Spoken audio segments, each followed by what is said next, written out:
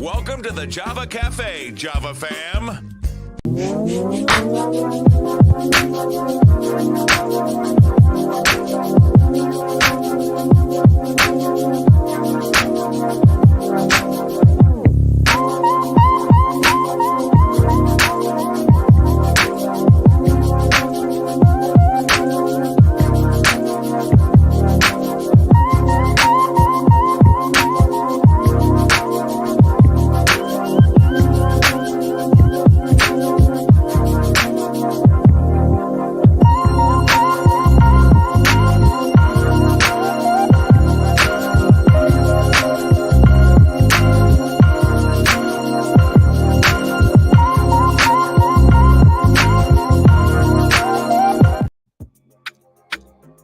Good morning. Welcome to the Java Cafe, Java fam. Good morning, everybody. Good morning. Good morning. Today is Wednesday, January 25th, 2023. And I just want to acknowledge that we are 2 years, 10 months, and 1 day into the Java Cafe, percolating with the Java fam for 2 years, 10 months, and a day today. And we'll talk more about the anniversary coming up in March soon. But today we have a wonderful opportunity to speak to a member of the Java fam. I don't believe she's been in the Java Cafe in her formal role as the executive director of the City of Boston's Office of Police Accountability and Transparency. We're going to speak with her today, get a little overview about the office and what they're working on. And also you can hear about how you can interact with them with their public listening sessions that are coming up soon. And so without further ado, I'd like to bring in my friend and sister, attorney Stephanie Everett. I'm doing a disclaimer now. We are going to, I don't know if it's more her or I, but we're going to have to remember that we're here as host and guest and not friend and brother and sister. And so I don't know how this is going to go, but no, this is going to be great. She is someone that I've known for many years who is committed to the work of accountability in general. She was with us around the moratorium that happened during COVID and being a parent in some other capacities. But you're going to get a glimpse of her and her professional career today. And so I would like to introduce to some and present to others attorney Stephanie Everett, who is the executive director of the Office of Police Accountability and Transparency. Attorney Everett, welcome to the Java Cafe. Thank you. I love the way you keep saying professional and you keep saying attorney. It's like so good. It is good. It's we're going to get through this. And so attorney Everett, please introduce yourself to the Java family and let them know a little bit about yourself, and we'll go into your role. We're gonna get through this. I love that. We're gonna get through this. Yeah. When you keep saying professional, keep saying professional and attorney because it is a reminder for us both that we need to stay in this role. Yes. So I am Stephanie Everett. I appreciate you for having me here. I also want to say I have not been here in my role as executive director. I have not been in any media space in this role. So this is your first interview as the executive. My first. Hold on. You know, we just want to capture first. Okay, here we go. Yes.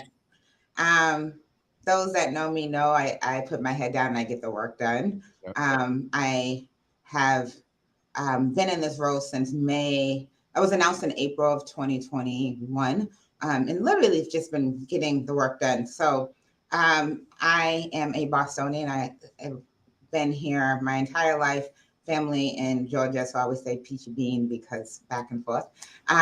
All these years, you've never said peachy bean to me. Sorry, yeah. Go ahead. I have. I think you just don't pay me any attention between other conversations that we have, but we'll talk about that another time. Mm-hmm. But I began this work where I met you at, working at the Metropolitan Area Planning Council. I was in law school at the time. I don't want to go through my whole career of how I landed there, but I was just say I was a teen mom, and through a series of unfortunate and fortunate experiences and not giving up on myself or my community, I was able to finish undergrad and get through a lot of things and go to law school. I paused for a little bit because the building I am sitting in, we are in Nubian Square, We are 2201 Washington Street. Yep. The shared building is the DTA office. The parking lot is also, I can stand in the parking lot and see the shelter where my daughter turned 1 and where I turned 21. So it is very much full circle for me. Yeah. Needless to say, I started off at the Metropolitan Area Planning Council working on the Shannon Grant, where James and I first started to know each other. So I ran the Shannon Grant, and that was when it first came out. And I was responsible for, I say, everything over the bridge, from Chelsea all the way up to Gloucester, and work with Metro mayors. That included Boston, and that's where I was working with James at, on all things related to the intervention of police activity as it relates to our youth.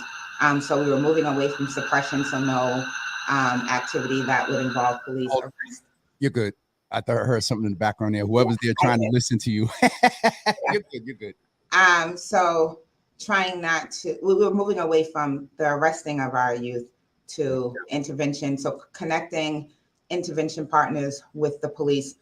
We created do you remember these? We had the little fold up pocket things that police would carry so that when they saw a youth that was in trouble, that they would, instead of, so we do FOIA, we actually report on that now, but when they would talk to a youth that police believed needed services, they would actually figure out what neighborhood they lived in, and they would point to a neighborhood intervention group and send them there. So those are the things that we worked on there. And then from there, I went to work at Senator Chang Diaz's office as her deputy chief of staff, and then was chief of staff to Department of Transitional Assistance underneath Governor Patrick Duvall.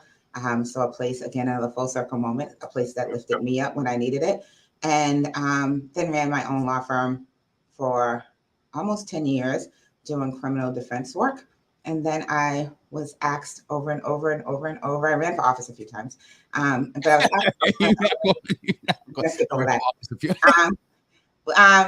I was asked over and over and over again to apply for this job. And I'm very intentional about the work that I do, even running for office. I'm very intentional about whether or not I will be of service to my community. I don't just do things to be doing them, because I believe that there is a space for all of us. And I don't do it for highlights. I don't do it because I want my name out there. I do it because there's work to be done, and I feel like if I can contribute to it, I'm going to do it. If it's in a supporting role or in a leading role, it really has to be intentional for me. So it took a long time for me to apply. I applied on the very last day, the very last minute for this job, after speaking to a lot of people, whether or not this is something I should do. And so I've been doing this work for almost 2 years now. And I was the sole member of this office for almost 7 months. And now we have a staff in a building right down in Nubian. And it was intentional that we be in a space that people felt comfortable to come into. And so I'm here intentionally. I just want to celebrate, and Quincy names it as well, that and again, I know your story, and so I'm at more of an advantage when you talk just casually about, some of your experiences. But we just want to say and celebrate the fact of you as a Black woman achieving so much, and the inaugural person in this role. So you're setting precedents as a Black woman who has been touched by the issues of, family and friends and community, often when there are not, we'll frame it like this, so favorable interactions with law enforcement. And so for those that don't know, that office came out of years and decades of an outcry for accountability and transparency. However, something changed in May of 2020, post George Floyd. And so can you tell me, I remember the day that Mayor Walsh signed it. Everybody was really like, Boston is really doing this, this is being signed in. What are some of the responsibilities that the office has? And you can mix up some of the things that you've done, but what is the opportunity for the community to get from the office? It's because it's a level of oversight, correct? It is an oversight office. So I think that, one of the things the reason why we're having this listening session, and again, we did not get here. I want to make sure it's clear that we did not get here overnight. Yep. I definitely celebrate this office coming here. It's bigger than what I thought it was going to be when I got here. One of the things that I am is a historian, so I like to go back and read and know who we are before I start getting in and saying this is what we should be doing. There was a lot of belief about who we are as an organization, and I wanted to be purposeful on the work we had to do. So the ordinance is 20 pages. People should read it. But it gives us a lot of responsibility, but I also believe that it gave us a lot of opportunity to do more. Okay. And so there's three things that this office has to do. So there's three boards. So there is the OPAC Commission. The OPAC Commission includes myself as an executive director, the chair of the Civilian Review Board. The Civilian Review Board is the place where if you have a complaint of police misconduct, you can come into our office, or you can file a complaint online. You can call, you can send a letter, and we take your initial complaints. And we have investigators here who investigate your complaints. So that's the Civilian Review Boards. When the complaint is fully vetted through and goes through an investigation process, it goes to the Civilian Review Board, which is made up of 9 members of the community. Those members they make recommendations of discipline. Discipline still, the ultimate discipline still resides with the police commissioner. So I want to make sure that that's clear, because I think people have that a little bit confused. The recommendation goes to the commissioner, who can adopt or not adopt the recommendation of the Civilian Review Board. If the commissioner chooses not to adopt the recommendation, he will have to write in to us and let us know why he's not adopting it. But those decisions are posted on our website. Okay. So the other member of the commission is the Internal Affairs Oversight Panel. The chair right now is Peter Alvarez, as an attorney. The other board is the Internal Affairs Oversight Panel.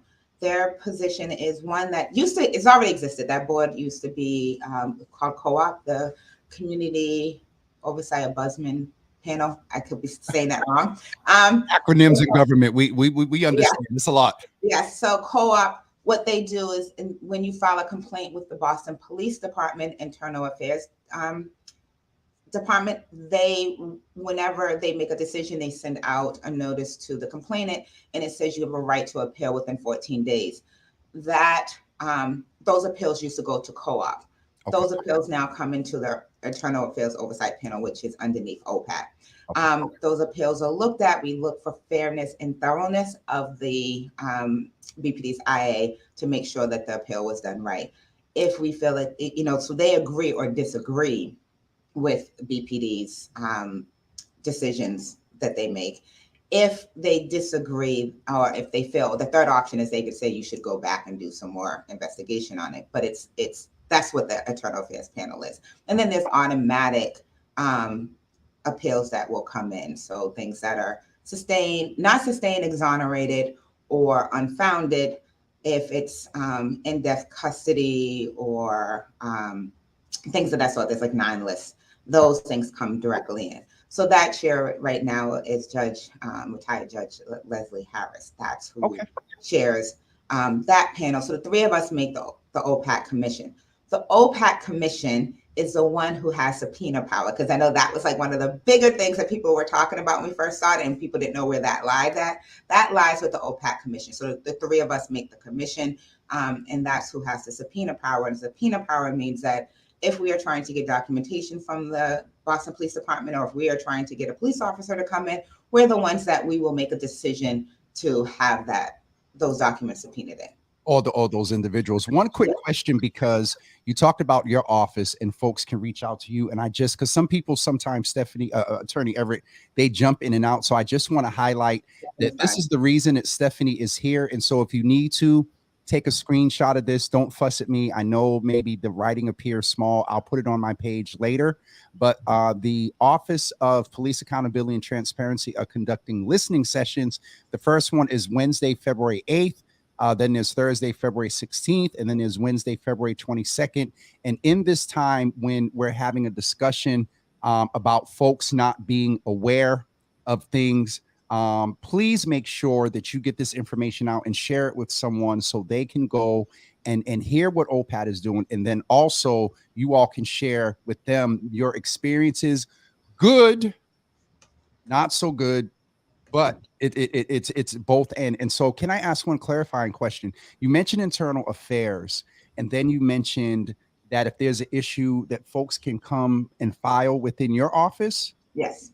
Okay, so can they do both, or is the resident citizen with your office and that internal affairs is launched by internally? No pun So you intended. pick one or the other. So if you It's come one to or us, the other. Okay. yeah, so if you come to us, it stays with us.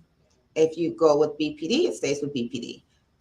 So Okay. it only comes to us from BPD if you file an appeal, and you have to do it within 14 days of the date that's on the letter. So here's a process thing that, how can I frame this? That if you have a complaint and want it driven by a manner or entity that oversees accountability and transparency, it would behoove the citizen to go through OPAT versus IA. It's up to them where they should go. There's also the Post Commission, the state's Post Commission. Also, you can file complaints with them. But I believe that process still brings it back to the local law enforcement agency. We are not a law enforcement agency, so Post Commission is not going to send it to OPAT to have it done. So there are some agencies across the state who already exist similar to ours, across the country, not the state. And they have their local law enforcement do their investigations. We hire our own investigators who do. So we are completely independent of BPD in that sense, that we do not rely on BPD to do our investigations. The most we're asking for is data regarding who the officer. A lot of people don't know who the police officer is. They may not. We may need the police reports. We request the stuff we need in order to have a thorough investigation done. How confident, Attorney Everett, should people feel? Because sometimes in our society, we know that some people feel that, especially within the past couple of years, I'm sure you're aware of the incident that happened. I believe it was in Cincinnati recently, that, some officers assaulted a young man, and I've heard the term used, they, beat him like a piñata. Sometimes people may be intimidated to take that next step, even if they have, quote unquote, broken the law. There is still a level of decency, protocols, and directives in which law enforcement need to abide, even if someone has broken the law. How confident should folks feel coming to the Office of Police Accountability and Transparency if they, because there have been, let's be real, there have been some horror stories. There have also been some success, I'm sure you can point to in your 2 years. And so can you talk to those that may be wondering a little bit about if they should take that next step and reach out if they had an issue? So I've been here my entire life, and I'm not going to act like this is not a government agency, or that Black and brown people do not. I've said this since I've started. I'm leading this organization on reality. So let's have a real conversation. Black and brown people don't trust government. They don't trust police. I am a governmental agency. I'm also an attorney. So I'm asking people to do something big, right? So that means I have to be intentional and purposeful. If I say I'm going to have a listening session at a certain date at a certain time, I'm going to have it at a certain date at a certain time. Because if I don't, then I'm already losing. Down one. Yep. Right? I also have to be honest about who I am. I am a Black woman, African-American woman in the city.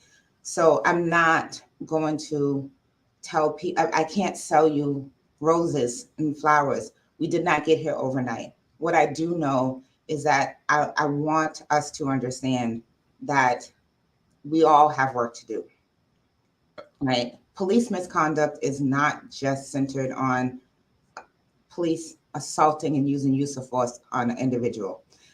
It's more than that. When you look at police misconduct in a narrow, construed way, which we tend to do because social media does it, media does it, police misconduct is, yes, it's an individual harm, but it also has a family loss. Your family loses that person or those persons, whether they go away, whether they pass away, go away meaning they go to jail, or they go away mentally. There's a mental health component because there's trauma to it.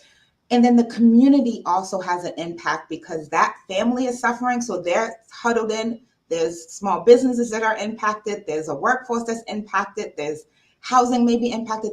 So I look at it in those folds. So there is an individual harm, a family loss, and a community impact. And that's the stuff that I had to really figure out here. And that's what I've been doing the past 2 years.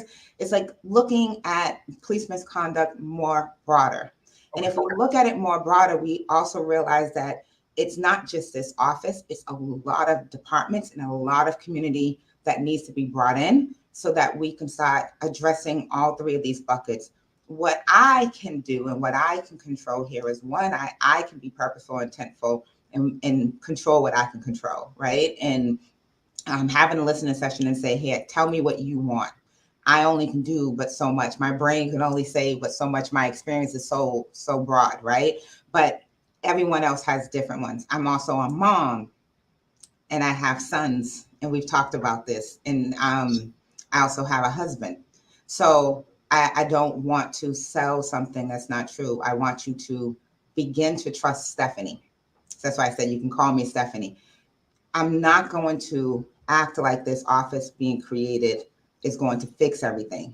The marches have ended, but the work is still going.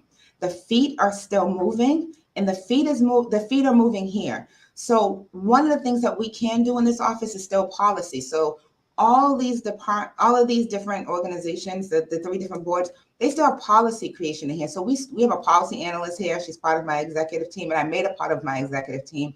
I say her because it's Mariah Saber. And that's intentful because I want to make sure that people understand that we still have to do this. It's intentful even in those three buckets that when I came in, I created 4 positions in this office. One of the first things I did was create 4 positions. And that was the intake specialist. I made it so that they only needed to have a high school diploma, but I paid, the pay is $52,000. I think it's around $52,000. And all you need is a high school diploma. What was the intentionality around that? So if you look at individual, family, and community, right? I also had to look at what else, how do I deal with those? There's an education piece, there's an opportunity piece, and then there's an economic piece, right? All three of those are touched. So there's like 6 buckets I'm always working in at all times. Yep. We have an $8 wealth gap. And so I made 4 positions. And those 4 positions deal with that. We also have, we entered these marches in 2020 because our youth entered the streets in 2020. So we have a youth advisory council who that we just created. We also have a high school internship program and a college internship program that's year round here. That high school students get paid $18 an hour. The college students get paid $22 an hour. And that's OPAT's high school students. We also have, we had summer kids this summer from YAE. The kids here are not allowed. YAE is our youth enrichment engagement. Yeah. So being intentful that the kids that come in do not file and answer phones. They learned about government. They learned about what we do here on a regular basis and being engaged in their community. Our youth advisory council that was just created, those kids, they are going to write their own bylaws. They're going to figure out how many times a week, how many times a year, a month, or whatever they meet. They will meet here, and it's still open, so please send people in. If you have kids between 14 and 19 years old. The reason why I'm doing that is because I am one of a few, there's not a large amount of Black and brown people in the city of Boston that write policy. And I want them to learn how to write policy. I want people to leave here with attainable skills that they can take, retainable skills they can take with them, and they can be a part of their community going forward, and they can put it on their resumes and take it and do great things for themselves and their community. So how I do it here is really looking at this ordinance again and moving it forward. So being very intentful at looking at individual, family, and community constantly. So to answer your question, how do people come in? Purposeful, right? Like I have to be purposeful. I have to be intentional. So if I say I'm having a listening session, don't have all the answers. Help me, right? Our feet are still moving. The streets are just empty from marches, but we still have work to do. So I don't have all of the answers, but I definitely want people to understand that I understand that we've had history where government has not done what they said they were going to do for us. Yep. I understand that we have put trust into systems and into people, and they have not fulfilled those obligations to us. But we have an opportunity in this office and in this administration to make sure that we do those things. And I am one person who is going to make sure that we have that opportunity. And I'm inviting everyone in to help me do those things. It's so interesting, Attorney Everett, because I think that at some point we moved away from what we call personality driven sort of, not politics, but, you know, if you were to go, you know, the work still needs to go on and continue. But I think in a space like this, when you said you have to trust people and structures, this is a new system and structure. And therefore, the person that has the responsibility of implementing and leading it, the community does need to have a level of familiarity and trust in them if it is really going to be community driven. And so for those of you that are just joining, we are chatting with Attorney Stephanie Everett about the Office of Police Accountability and Transparency. For those of you that need to jump in and out, we just want to make sure that you are aware and know that there are listening sessions that are beginning on Wednesday, February 8th, from 1 to 3 p.m. I love the fact, Stephanie, that you somewhat staggered. You got one day, 2 evenings. And so I think that that is so important, and the variety of the fact that it's at the Rote Center. It's also, so one of them are, okay, hold on. I did a virtual. Who I was talking to. You got a virtual, you have a daytime one, and you have an evening one. Yes. Okay. And if folks can't make the public listening sessions, do you encourage them to reach out, send an email or anything like that? Absolutely. People have reached out and asked for one-on-ones with me. Okay. Absolutely. I don't decline those. I think that it's important for you to talk to me and learn from me, and for me to learn from you. And that's, again, it's about building trust. This is what my goal has been, just build trust with me.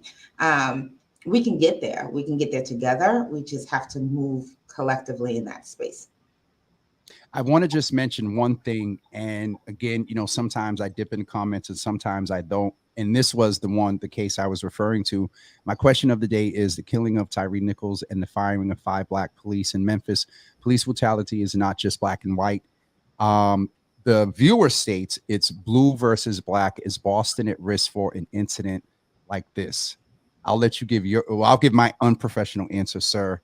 First, yes, I think every city and every volatile high energy incident does have the potential to be interesting in the engagement on both sides. Stephanie, your professional response. Attorney Everett, sorry. You can say Stephanie. I know. I think we're all human. And first and foremost, yep.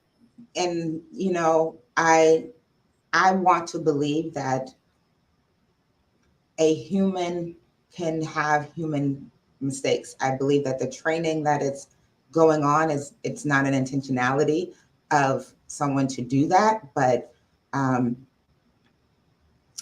don't want it to be that we're fighting. I think I'm fighting to really make sure that there is some understanding of the different cultures, the different dynamics at play in between BPD, really to integrate each other into each other's worlds. You know, I'm also asking for everyone to understand who they are. The BPD needs to understand who we are as much as we need to understand who BPD is. And I think when we start getting there, the likelihood of that happening lessens, right? It's interesting because before George Floyd, I was going around saying that, you know, we're not going anywhere. The police aren't going anywhere. We're certainly not going anywhere, and they're not. And so it behooves us. And I love the term that you said, integration. I had a professional coach on in the beginning, the first show of the year, and she talked about stress integration around racism. I'll send you the article because I think you would really enjoy it. And some would say, what? Integrate police brutality, integrate into our, but the way in which we view it, respond to it, advocate, become activists in equity, some level of integration is needed mentally and also in our day-to-day way of life, because as we both have said, neither entity are going anywhere. And the truth of the matter is, if there's a car accident, if there's a bank robbery you observe, what's the first thing you're going to do? Call 911.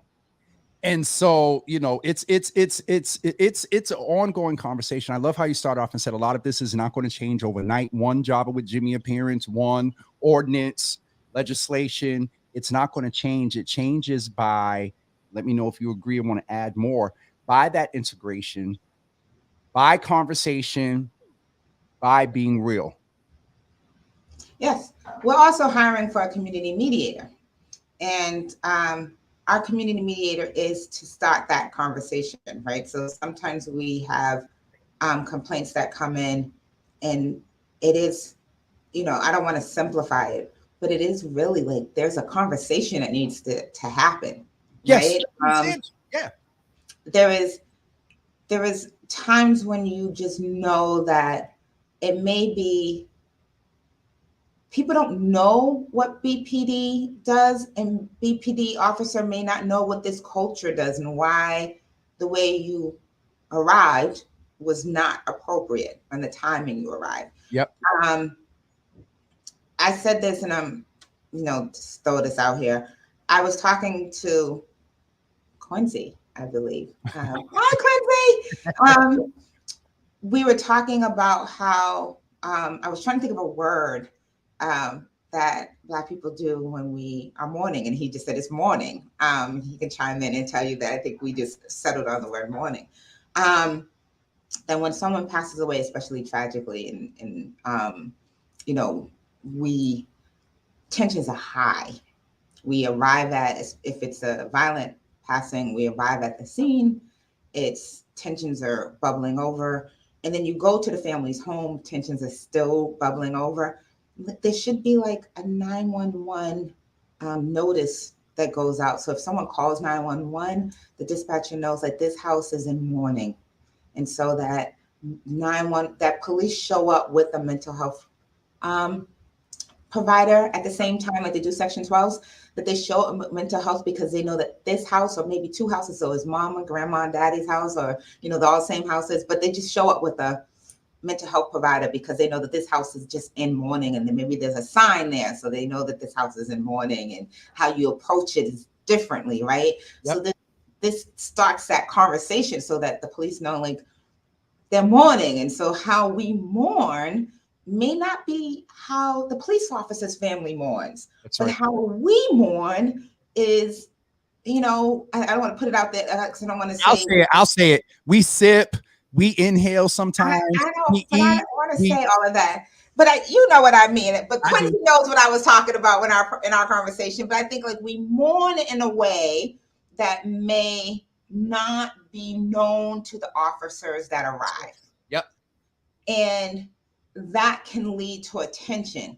But a community mediator can say exactly what you were just saying, to like, okay, so when you show up at certain neighborhoods and you find out immediately that someone just passed away, or you know that you were at a scene earlier and that you find out this is the house, then you should automatically switch because what you're dealing with is not normal, right? Like and also what you see at the surface. Yes. And so how do you, like, so these, to me, that's like one of those processes that we should have in place, right? Like, so dispatch is getting it, mental health is showing up at the same time. Those services are all coming in, right? But then to me, that's also a community mediator having that conversation with them. And then the flip side to that is like when we have big gatherings and we have but so many police officers. It's like we have so many police officers, but we don't have a police officer per person in Boston.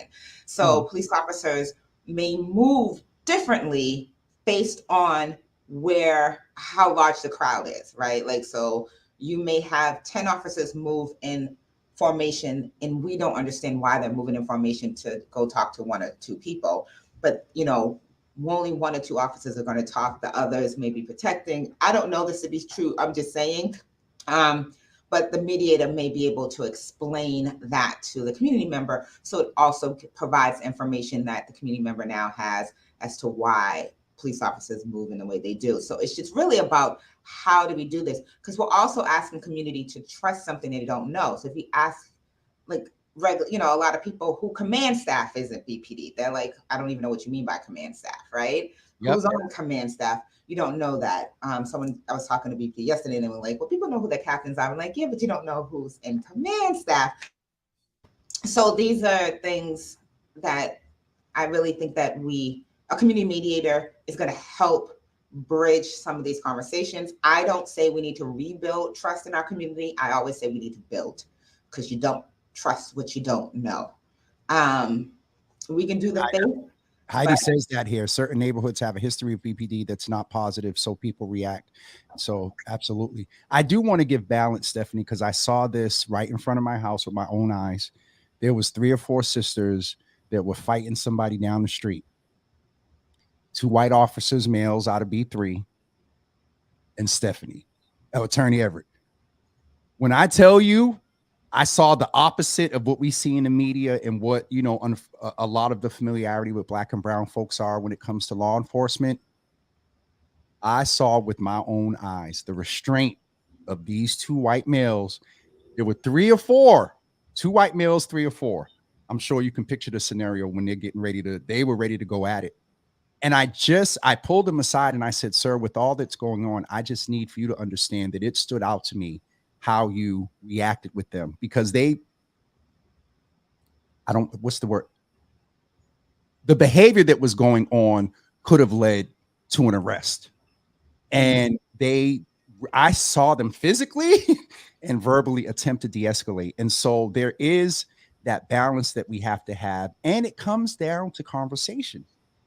I think and I was telling somebody this with this platform and whatnot, it dawned on me yesterday that the essence of this platform is conversing and getting to, we need to know whatever, that helps. It does. Because when you converse, you get a different understanding away from the heat of the moment and all that. So we went a little, I think people got to know some of your philosophy. And I think in that, knowing that you're at the helm of this office, it will give some folks a little bit of grace to the office. And while you're implementing systems and structures that promote accountability and transparency, and so I'm glad that has happened. And Heidi, it's definitely real, but we got to start somewhere. The last thing I want to ask you about Attorney Everett, and we're going to go over the listening sessions again, is how do you feel there is a movement for community policing? And by my observation and being around a few years, community policing may be best implemented, executed by those from the community. And over the past couple of years, we've noticed that there are, less people applying to academies, taking the police exam. Where with you can in your professional role, but I'm going to ask you, do you think it's important that folks from the community consider being at some level of law enforcement or in the system? Yes. I think it's, I Are you asking me if I think that the people that look like us should be a part of the system that makes sure that we're safe? Yes. Do I think that the people who make decisions about what it means to patrol us, create policy around us, and I mean us, and then I don't mean by race. I mean us as a people or humans of Boston. Yes. We have to move in a system that's equitable, right? And so we have in our office, so one of the things that we did do is that we did hire a consultant to look at implementing, and I'm going to say this very clearly, because if you know me, you know that I don't do things twice, 3 times, 4 times. We can wrap. I've worked in a state for way too long and read too many reports. We have for way too long said, we want BPD to look like us. It should be a reflection of the community it serves, right? There's been audits, there's been reports written. So our consultant is looking at all of those things that have already been done and figuring out ways that we can start implementing the things that have already been done. Okay. And so and I don't mean just being police officers. When I ask you who command staff is, command staff doesn't mean that you need to be a police officer. You can work in policy. Yep. Right. So we're looking at all aspects of BPD and where you can work at within BPD. I think the entire department should be just as diverse as the city of Boston. Sure. It is a huge employer of the city of Boston, and we should make sure that we all have an opportunity. Far too long, we have heard too many people say to work in government, period, you need to know someone. Well, we're someone, right? Mayor Wu's administration has a very diverse cabinet. Very diverse. Someone, yep. Right? And you know someone. So we're hiring. I'm hiring. Apply, right? And let's get this ball rolling. So when I say I have internships, apply. When I tell you that there is, everyone's looking, when you say that people are not applying, there's things out there in BPD, the cadet program is open. Apply. I'm going to put it on my Facebook page, it's on our OPAT webpage. Apply. We need people to apply. We need people to be present. We can't afford. And again, when I say we, I am not talking about racial lines. I am talking about a whole of Boston. We cannot afford to keep sitting in a problem when the solutions are sitting in our among us, to us, around us. We are the solution that we are seeking. So let's be the solution that we are seeking and go on and apply. So yes, you should apply. If you know someone who can apply, have them apply. If you know someone's child who is looking to be in a position just to learn about public safety, apply. If you're looking for positions and within policy, apply. Like, no time like the present than to be involved in your government. No time like the present to have a voice and to make sure that any and everything that applies to you, again, without racial conversation, you have a say in. We can't sit and keep talking about, I don't want, I didn't ask, why did you, when you can be the solution. Everyone stand, lift your right hand. We're getting ready to go home. Because you could give the benediction right there. And when Stephanie doesn't laugh, we Attorney Everett, we made it. We made it. We did. One last question. Can you clarify, as an attorney, you're aware of this? I seen a little chatter about school police in the comments. That is not a local decision, correct? Wasn't that a decision made by the legislature? So I said this on, I think I said this on someone else's page when it first came. It was when I first came in. There was a lot of stuff that happened when I first came in.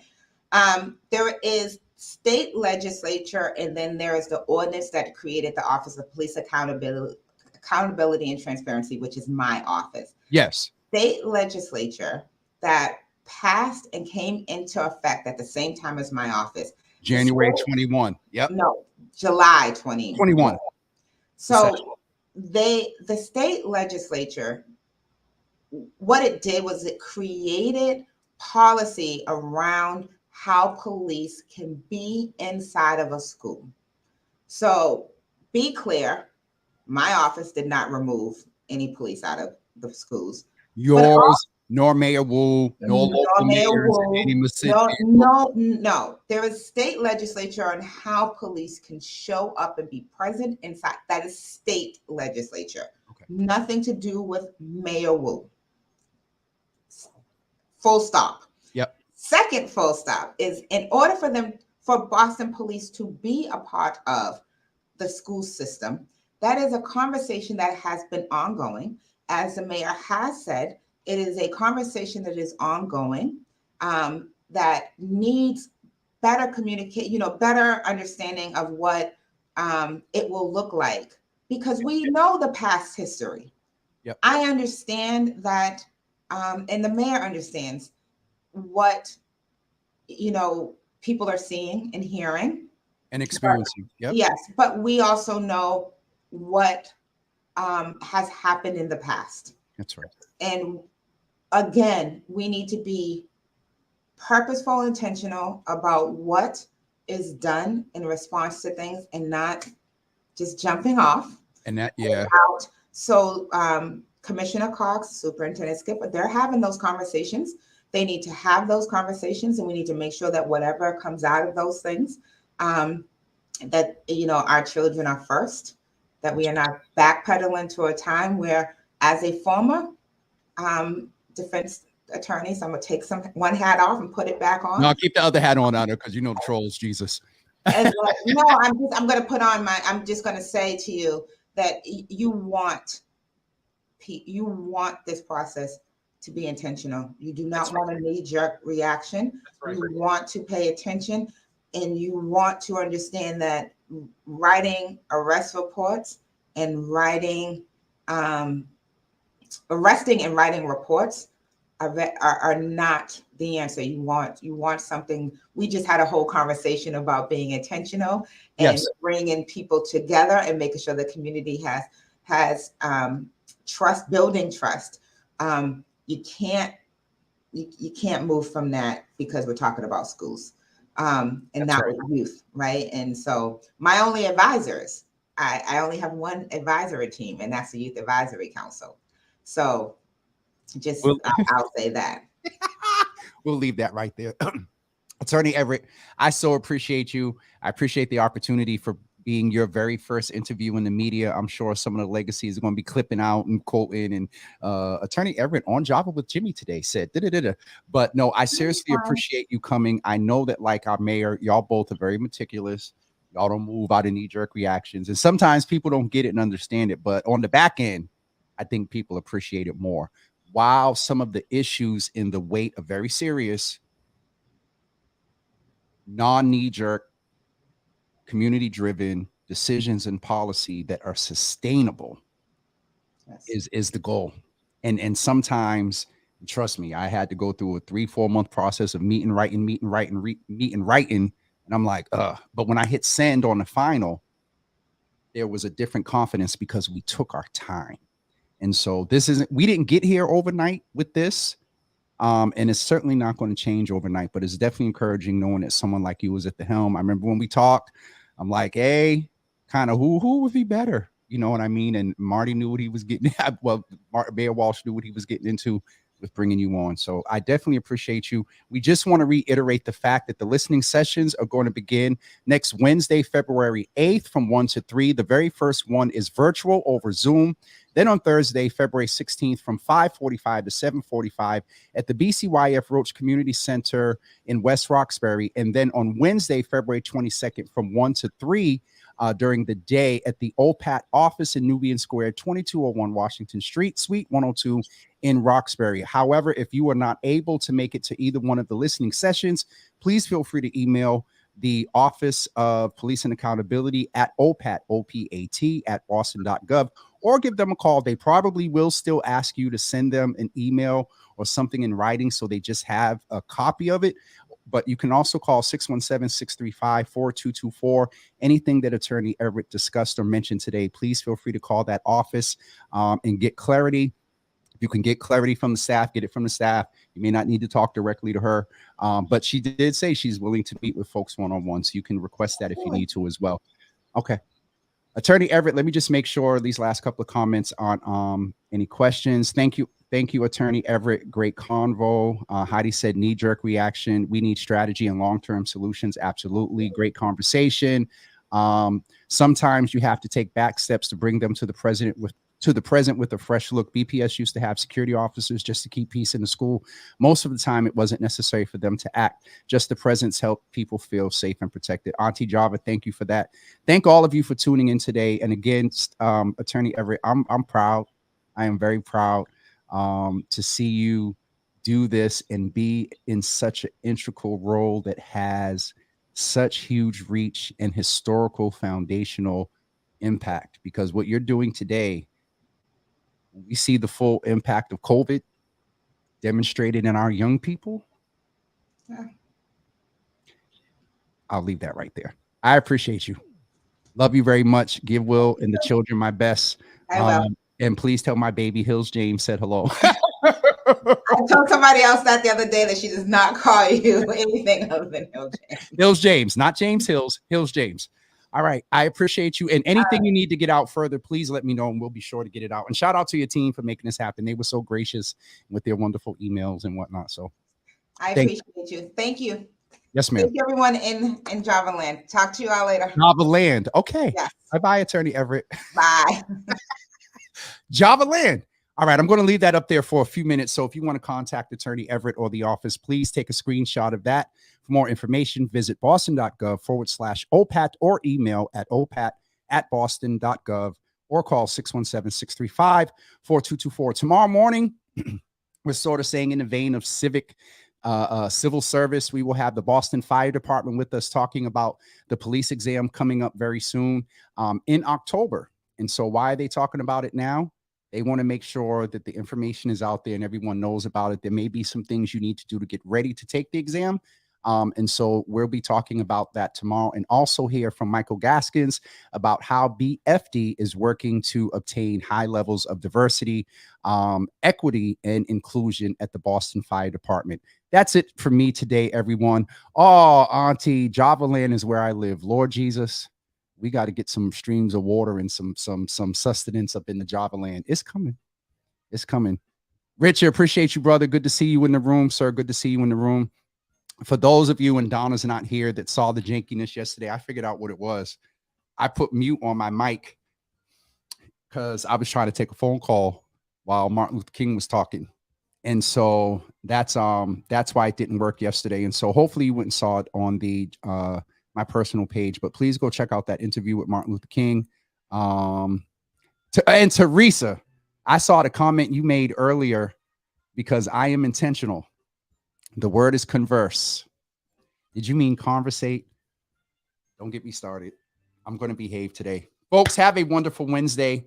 Next Wednesday, Mayor Wu will be with us. She actually, I just meant to mention this before, Mayor Wu usually for the past few months have come on the fourth. Well, actually the past few months was the third Wednesday, but we started out on the fourth Wednesday for October, November, and December. It was the third Wednesday, and she skipped today. The State of the City is this evening. I believe it's going to be cast on Channel 5. And so I'll be with her this evening for the State of the City, but she will be with us next Wednesday at 9 a.m. It's the first day of Black History Month. I know that there's something that few things that she's doing toward the end of next week. And so we might just hear a little bit about that on Wednesday. But Mayor Wu will be with us next Wednesday. And I think that is it for scheduled programming for right now. Thank you all for tuning in today, and we will see you tomorrow at 9 a.m. with Boston Police Department, talking about the upcoming firefighters exam for both men and women. Have a good day, everybody. Peace.